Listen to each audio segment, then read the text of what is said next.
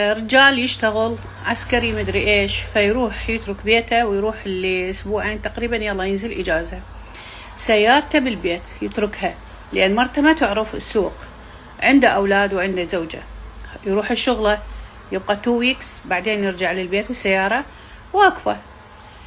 هو رجع بالإجازة لقى بالبريد دازيله غرامة مالية وياها صورة مخالفة للسيارة، مثل ما عندنا بأمريكا تصوير ياخذوا لك صورة انت وين خالفت ويبعثوها. بس احنا شنو الفرق بأمريكا؟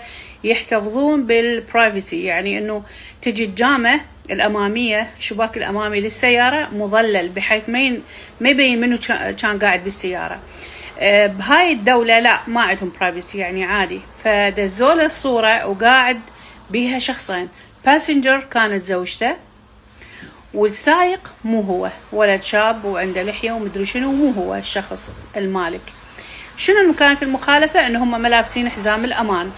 الصورة كانت الزوجة تظهر انه الزوجة نايمة على صدر الولد وهو دا يسوق وماسكة ايده وقاعد تبوس بايده.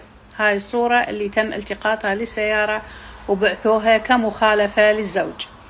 فهسه انتو شنو لو كنتوا بهذا الموقف مثلا، او انه انطلب منكم تحكمون على هذا الموقف، شو تقولون؟ هي قدرة رب العالمين، هي الكارما رجعت على هاي المرة متعودة على الخيانة وهذا الرجال يمشي على حب الله والله كشفها.